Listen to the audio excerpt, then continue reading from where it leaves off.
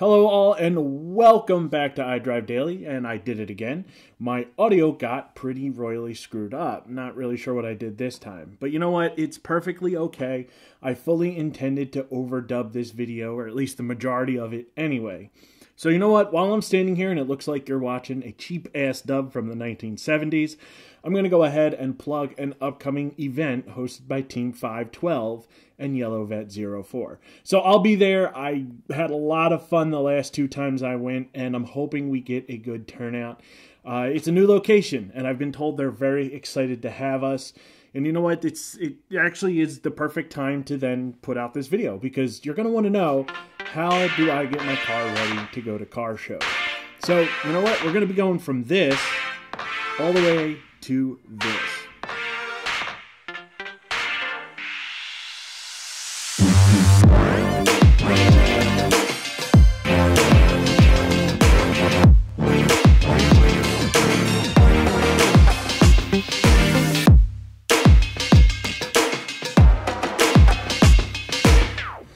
If you're new to my channel, my Corvette is my daily driver, which means it has plenty of time to get dirty in between washes. Since I do like to go to car shows, though, I've come up with my own little process to prep my car. Any products I use in this video will be down in the description below, just in case you're interested in trying something new. As I mentioned before, I prefer to wash my car by hand. So I have a microfiber mitt that I use, and it really makes life a hell of a lot easier, as well as a water wicking towels and a plethora of microfiber towels. On screen is a list of products I prefer and will be using in this video. We'll start by giving the car a good rinse off. This is just going to help to remove some of the larger particles of dirt. Then we'll add some soap to our bucket and fill it with water. I like to add the mitt when it's about 3/4 full, but whatever, personal preference. Now, I always wash in roughly the same pattern, although once I started editing this video, I realized that I just deviated from that. But typically, I do wash top down, back to front. It would make little sense to go from bottom up, because then I'm really just rinsing dirt off into the clean areas that I just cleaned. I usually do roof and rear window together, hood and front bumper together. I'll then wash the trunk, back, and sides separately. I generally break up the sides into two: rear quarter panel, door and front quarter panel. Between each section, not only do I rinse the soap off the car, but I make a point to rinse out the mitt. This is going to avoid carrying dirt back into the clean water as much as possible. Once the car is washed, just really depending on where I am, I may dry off the car to prevent streaking. I'll be using these water magnet towels from Megwars. I use 3 to 4 depending on how fast the water is naturally evaporating.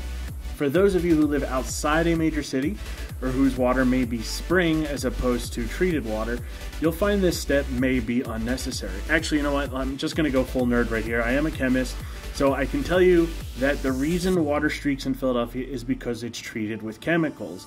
You see, as the water evaporates, the chemicals don't, and it leaves behind kind of a unsightly residue. It's actually why I enjoy washing my car in an area that has spring water. For instance, you've seen some of my videos in the Poconos. I love washing my car up there because I can just let the car air dry. Anyway, once the car is dry, we're going to move on to the windows. This is pretty straightforward. I think everyone does it pretty much the same. I use a bottle of Perfect Glass and a microfiber towel, but in the past I've used newspaper and had a lot of success. I've used Windex as well, but I just don't like the way it streaks. It's just personal preference for me. So with the windows done, let's get a solid coat of wax onto the car. My favorite brand went out of business about a year or so ago, so today we'll be using Finish First Full Synthetic. Now, I've used several other products with varying successes and failures, but nothing thus far has made me as happy as my old bottle of liquid glass. So we'll see how the Finish First holds up. I'll actually be waxing the glass of the car as well, which some might find a bit strange, but if you have never experienced the magic of waxed glass in the rain, man, you are seriously missing out. I only wax my glass about once a year. For the paint, I'll be working in the top-down, back-to-front formation again. I never wax in circles either. I always do a front-to-back or side-to-side motion. This is going to help prevent the dreaded swirl marks.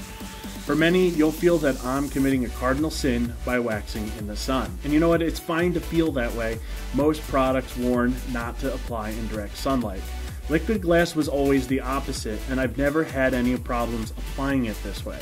So as long as the car was relatively cool to touch, it worked out pretty well. Actually, they do suggest that you let the wax cure in full sunlight for at least 4 hours between coats. After waxing, there are a few locations that I want to make sure I hit to give the car that extra pop for a show. First are the door sills. Using a light dilution of dish detergent and water, I just dampen a rag and give the sills a good wipe. I'm going to do the same with the gap around the rear hatch. For the plastic pieces, such as the cowl up front, I'm going to use Mother's Back to Black, and I'm going to give it a good wipe. I found this works out pretty well for my windshield wipers as well.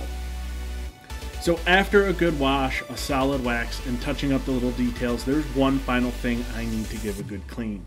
In part 3, we're going to talk about the engine bay. Now, I'll be honest, the first few times I've done it, it was pretty nerve-wracking. You learn from an early age not to put water in an engine bay. But once I got the hang of it and understood how to do it, it's actually a pretty easy process. Anyway, if you've made it to the end of this video, it sounds like you might like my content, and I want to thank you. Consider hitting the subscribe button and joining me on my Corvette journey. Also, check out the 512 Garage Yellow Vet 04 meetup in the right-hand corner of the screen.